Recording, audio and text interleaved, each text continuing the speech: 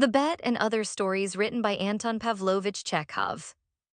About 10 o'clock of a dark September evening, the Zemstvo doctor Kierlov's only son, 6-year-old Andrei, died of diphtheria.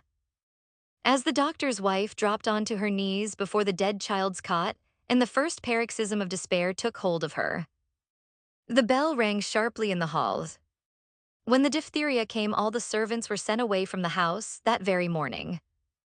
Kierlov himself went to the door, just as he was, in his shirt sleeves with his waistcoat unbuttoned. Without wiping his wet face or hands, which had been burnt with carbolic acid. It was dark in the hall, and of the person who entered could be distinguished only his middle height. A white scarf and a big, extraordinarily pale face, so pale that it seemed as though its appearance made the hall brighter. "Is the doctor in?" the visitor asked abruptly. "I'm at home," answered Kierlov's. "What do you want?" "Oh, you're the doctor.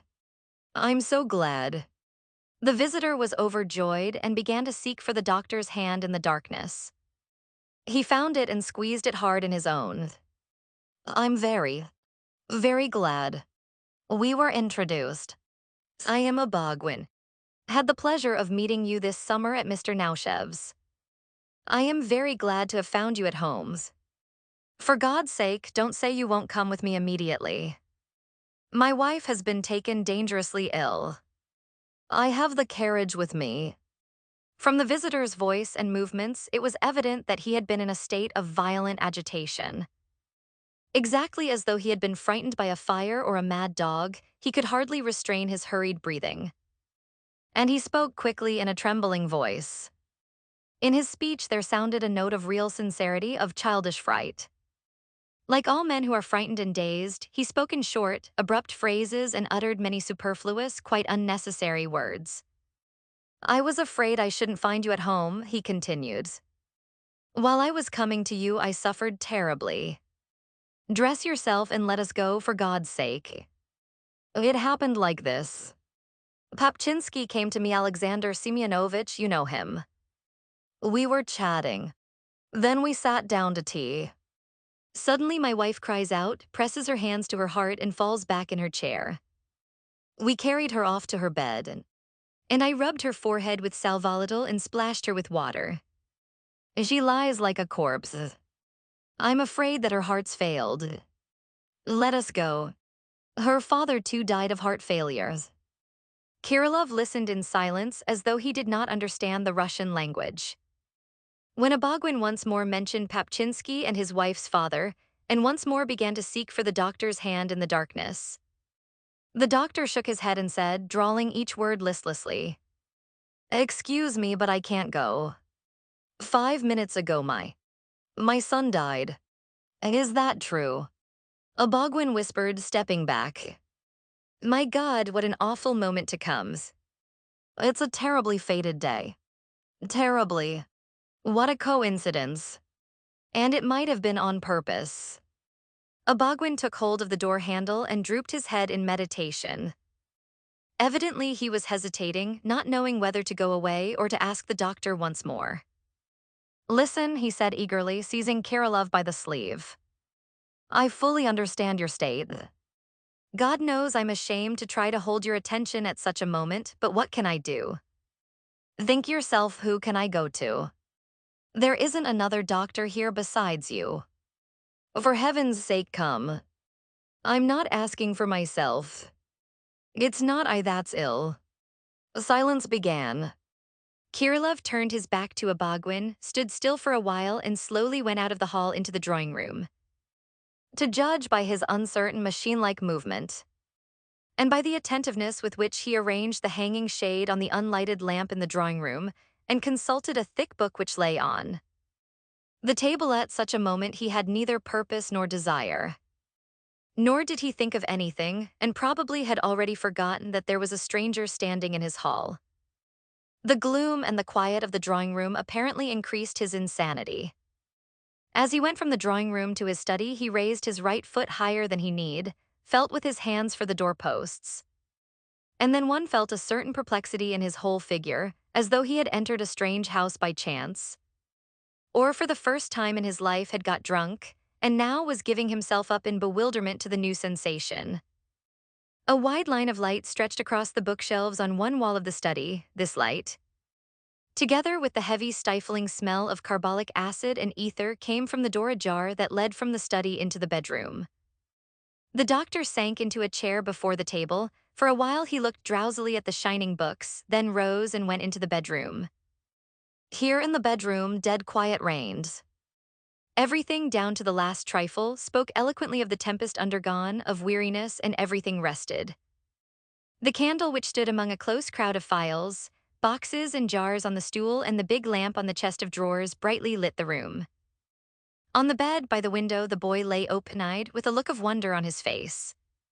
He did not move, but it seemed that his open eyes became darker and darker every second and sank into his skull. Having laid her hands on his body and hid her face in the folds of the bedclothes, the mother now was on her knees before the bed. Like the boy, she did not move, but how much living movement was felt in the coil of her body and in her hands. She was pressing close to the bed with her whole being, with eager vehemence, as though she were afraid to violate the quiet and comfortable pose which she had found at last for her weary body. Blankets, cloths, basins, splashes on the floor, brushes and spoons scattered everywhere, a white bottle of lime water. The stifling heavy air itself, everything died away, and as it were plunged into quietude. The doctor stopped by his wife, thrust his hands into his trouser pockets, and bending his head on one side, looked fixedly at his son. His face showed indifference. Only the drops which glistened on his beard revealed that he had been lately weeping. The repulsive terror of which we think when we speak of death was absent from the bedroom. In the pervading dumbness, in the mother's pose, in the indifference of the doctor's face was something attractive that touched the heart. The subtle and elusive beauty of human grief, which it will take men long to understand and describe. And only music, it seems, is able to express. Beauty, too, was felt in the stern stillness. Kierlov and his wife were silent and did not weep, as though they confessed all the poetry of their condition. As once the season of their youth passed away, so now in this boy their right to bear children had passed away, alas. Forever, to eternity. The doctor is 44 years old, already gray and looks like an old man. His faded, sick wife is 35. Andrei was not merely the only son but the last. In contrast to his wife, the doctor's nature belonged to those which feel the necessity of movement when their soul is in pain. After standing by his wife for about 5 minutes, he passed from the bedroom, lifting his right foot too high, into a little room half filled with a big broad divans. From there he went to the kitchen. After wandering about the fireplace and the cook's bed, he stooped through a little door and came into the hall. Here he saw the white scarf and the pale face again. At last, sighed Abogwin, seizing the door handle. "Let us go, please." The doctor shuddered, glanced at him, and remembered. "Listen. I've told you already that I can't go," he said, livening. "What a strange idea. Doctor, I'm made of flesh and blood, too. I fully understand your condition." "I sympathize with you," Abogwin said in an imploring voice, putting his hand to his scarf. "But I am not asking for myself. My wife is dying. If you had heard her cry, if you'd seen her face, you would understand my insistence. My God, and I thought that you'd gone to dress yourself. The time is precious, doctor. Let us go, I beg of you." "I can't come," Kierlov said after a pause and stepped into his drawing room. Abogwin followed him and seized him by the sleeve. "You're in sorrow. I understand. But I'm not asking you to cure a toothache or to give expert evidence but to save a human life." He went on, imploring like a beggar. "This life is more than any personal grief. I ask you for courage, for a brave deed in the name of humanity." "Humanity cuts both ways," Kierlov said irritably. "In the name of the same humanity, I ask you not to take me away." "My God, what a strange idea. I can hardly stand on my feet, and you frighten me with humanity. I'm not fit for anything now. I won't go for anything. With whom shall I leave my wife?" "No, no." Kierlov flung out his open hands and drew back. And don't ask me, he continued, disturbed. I'm sorry. Under the laws, volume XIII, I'm obliged to go and you have the right to drag me by the neck. Well, drag me, but I'm not fit. I'm not even able to speak. Excuse me. It's quite unfair to speak to me in that tone, doctor, said Abogwin, again taking the doctor by the sleeve. The 13th volume be damned. I have no right to do violence to your will. If you want to come, if you don't, then God be with you, but it's not to your will that I apply, but to your feelings. A young woman is dying. You say your son died just now. Who could understand my terror better than you? Abogwin's voice trembled with agitation. His tremor and his tone were much more convincing than his words. Abogwin was sincere, but it is remarkable that every phrase he used came out stilted, soulless, inopportunely florid, and as it were insulted the atmosphere of the doctor's house and the woman who was dying. He felt it himself, and in his fear of being misunderstood, he exerted himself to the utmost to make his voice soft and tender so as to convince by the sincerity of his tone at least, if not by his words.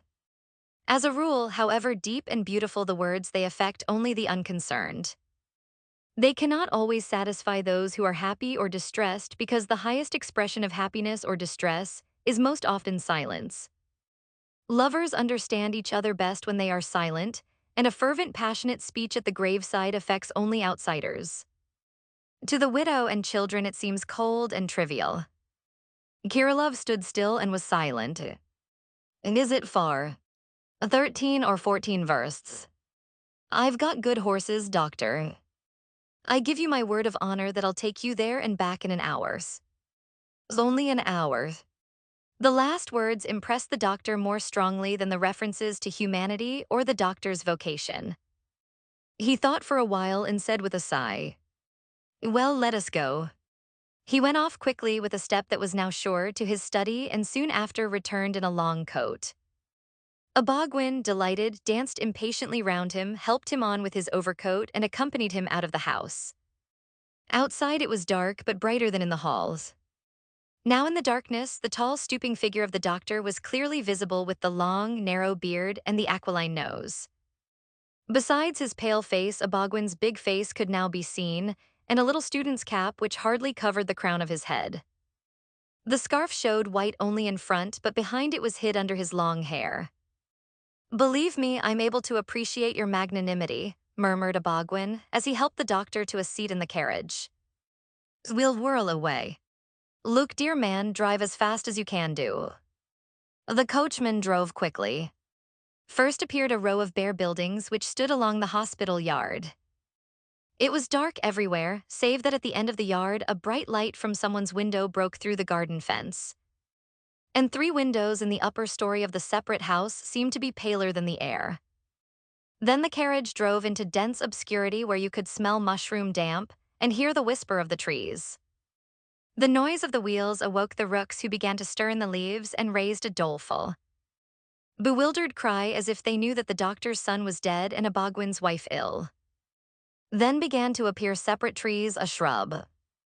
Sternly gleamed the pond where big black shadows slept.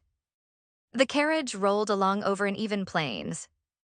Now the cry of the rooks was but faintly heard far away behind. Soon it became completely still. Almost all the way Kierlov and Abogwin were silent, save that once Abogwin sighed profoundly and murmured, "It's terrible pain. One never loves his nearest so much as when there is the risk of losing them." And when the carriage was quietly passing through the river, Kierlov gave a sudden start, as though the dashing of the water frightened him. And he began to move impatiently. "Let me go," he said in anguish. "I'll come to you later. I only want to send the attendant to my wife. She is all alone." Abogwin was silent. The carriage, swaying and rattling against the stones, drove over the sandy bank and went on. Kierlov began to toss about in anguish and glanced around. Behind the road was visible in the scant light of the stars and the willows that fringed the bank disappearing into the darkness. To the right the plain stretched smooth and boundless as heaven. On it in the distance here and there dim lights were burning, probably on the turf pits. To the left, parallel with the road, stretched a little hill, tufted with tiny shrubs, and on the hill a big half-moon stood motionless. Red, slightly veiled with a mist, and surrounded with fine clouds which seemed to be gazing upon it from every side, and guarding it lest it should disappear. In all nature one felt something hopeless and sick. Like a fallen woman who sits alone in a dark room trying not to think of her past.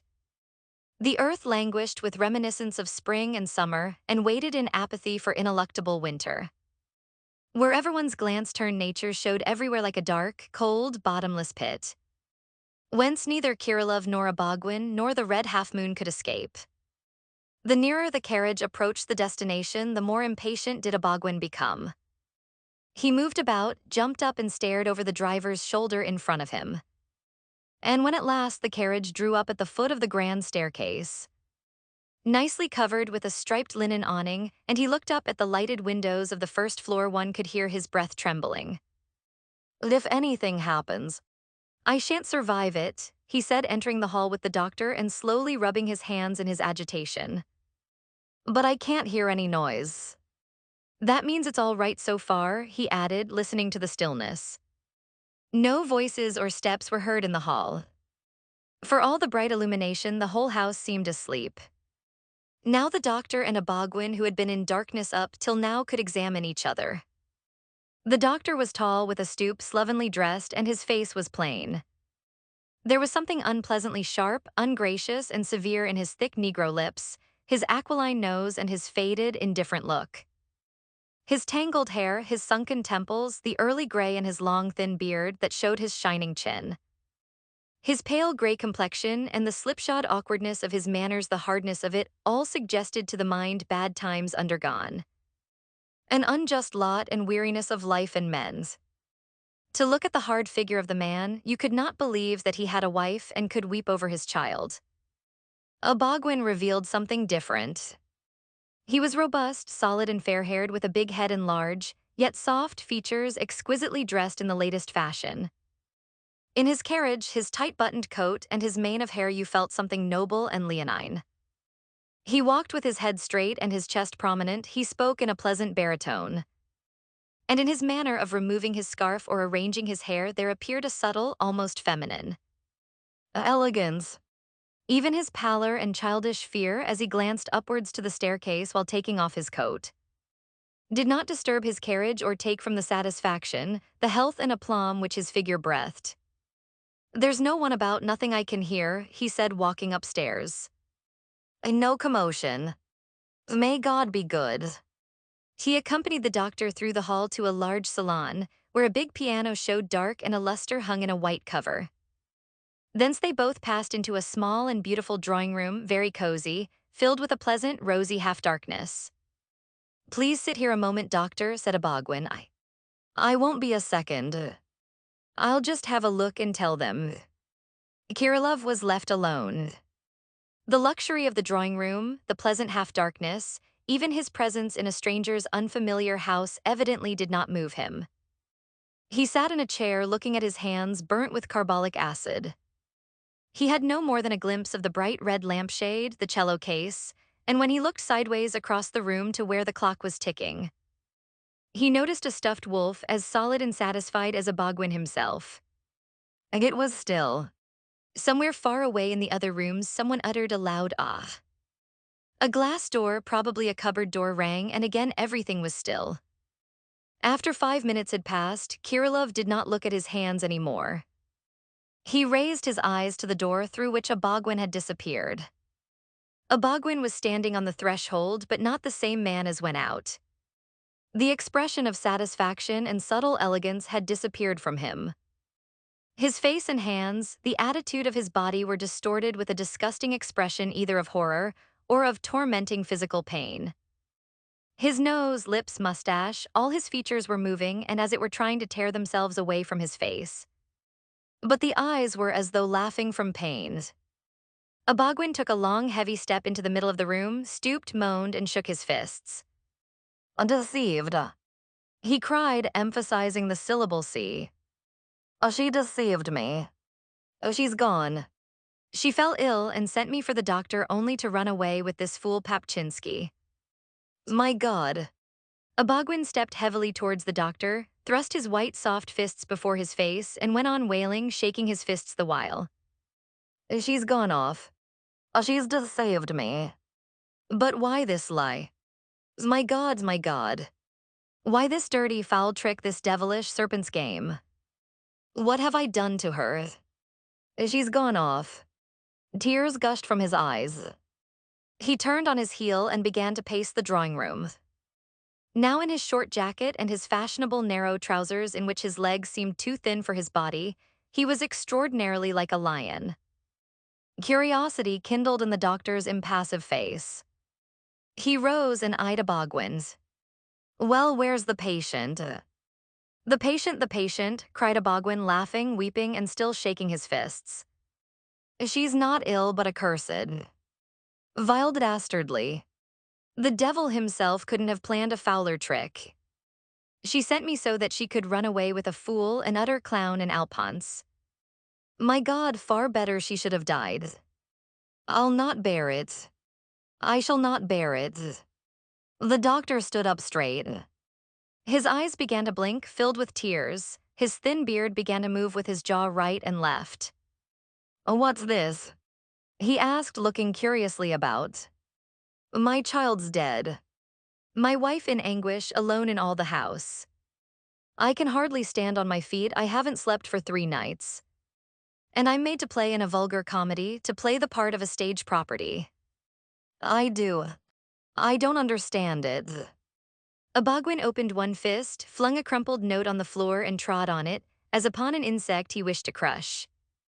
And I didn't understand, he said through his set teeth, brandishing one fist round his head with an expression as though someone had trod on a corn. I didn't notice how he came to see us every day. I didn't notice that he came in a carriage today. What was the carriage for? And I didn't see. Innocent. I don't understand, the doctor murmured. What's it all mean? It's jeering at a man, laughing at a man's suffering. That's impossible. I've never seen it in my life before. With the dull bewilderment of a man who has just begun to understand that someone has bitterly offended him. The doctor shrugged his shoulders, waved his hands, and not knowing what to say or do, dropped exhausted into a chair. Well, she didn't love me anymore. She loved another man. Very well. But why the deceit, why this foul treachery? Abogwin spoke with tears in his voice. Why? What have I done to you? Listen, doctor, he said passionately, approaching Kierlov. You were the unwilling witness of my misfortune, and I am not going to hide the truth from you. I swear I loved this woman. I loved her with devotion like a slave. I sacrificed everything for her. I broke with my family, I gave up the service and my music. I forgave her things I could not have forgiven my mother and sister. I never once gave her an angry look. I never gave her any cause. Why this lie then? I do not demand love, but why this abominable deceit? If you don't love any more, then speak out honestly, above all when you know what I feel about this matter. With tears in his eyes and trembling in all his bones, Abogwin was pouring out his soul to the doctor. He spoke passionately, pressing both hands to his heart. He revealed all the family secrets without hesitation, as though he were glad that these secrets were being torn from his heart. Had he spoken thus for an hour or two and poured out all his soul, he would surely have been easier. Who can say whether, had the doctor listened and given him friendly sympathy, he would not, as so often happens, have been reconciled to his grief unprotesting, without turning to unprofitable follies. But it happened otherwise. While Abogwin was speaking, the offended doctor changed countenance visibly. The indifference and amazement in his face gradually gave way to an expression of bitter outrage, indignation, and anger. His features became still sharper, harder, and more forbidding. Why do you tell me all this? I do not want to hear. I don't want to, he cried and banged his fist upon the tables. I don't want your trivial, vulgar secrets, to hell with them. You dare not tell me such trivialities. Or do you think I have not yet been insulted enough? That I'm a lackey to whom you can give the last insult? Yes. Abogwin drew back from Kierlov and stared at him in surprise. Why did you bring me here? The doctor went on, shaking his beard. You marry out of high spirits, get angry out of high spirits, and make a melodrama, but where do I come in? What have I got to do with your romances? Leave me alone. Get on with your noble grabbing, parade your humane ideas, play. The doctor gave a side glance at the cello case, the double bass, and the trombone. Stuff yourselves like capons, but don't dare to jeer at a real man. If you can't respect him, then you can at least spare him your attentions. What does all this mean? Abogwin asked, blushing. It means that it's vile and foul to play with a man. I'm a doctor. You consider doctors and all men who work and don't reek of scent and harlotry, your footmen, your mauvais tons.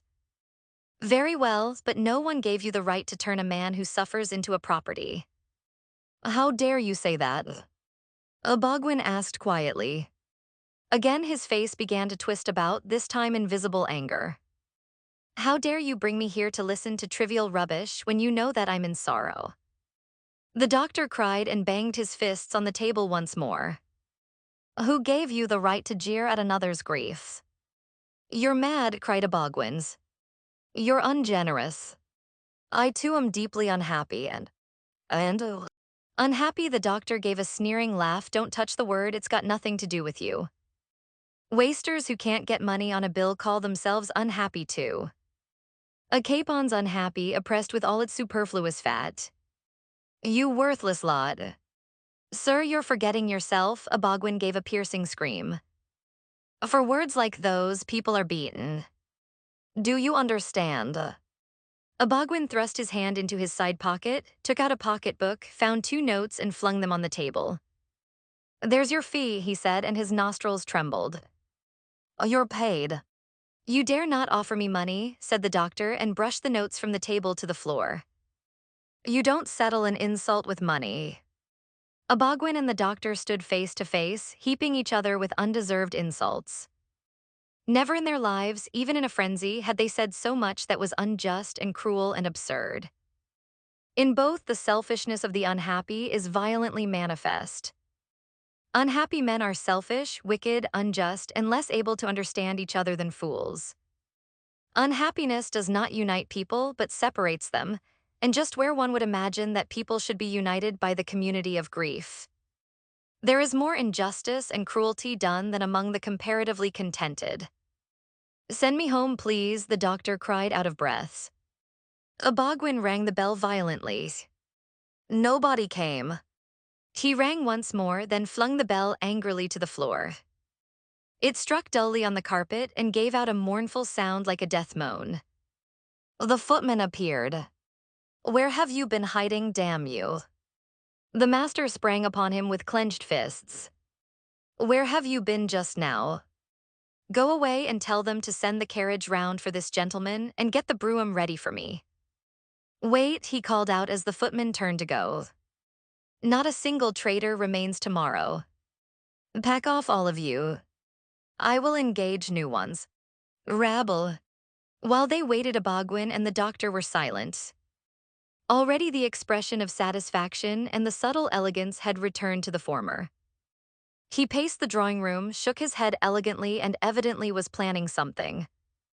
His anger was not yet cool, but he tried to make as if he did not notice his enemy. The doctor stood with one hand on the edge of the table, looking at Abogwin with that deep, rather cynical, ugly contempt with which only grief and an unjust lot can look when they see satiety and elegance before them. A little later, when the doctor took his seat in the carriage and drove away, his eyes still glanced contemptuously. It was dark, much darker than an hour ago. The red half-moon had now disappeared behind the little hill, and the clouds which watched it lay in dark spots round the stars.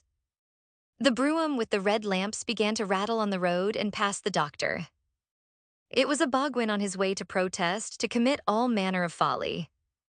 All the way the doctor thought not of his wife or Andrei, but only of Abogwin and those who lived in the house he just left.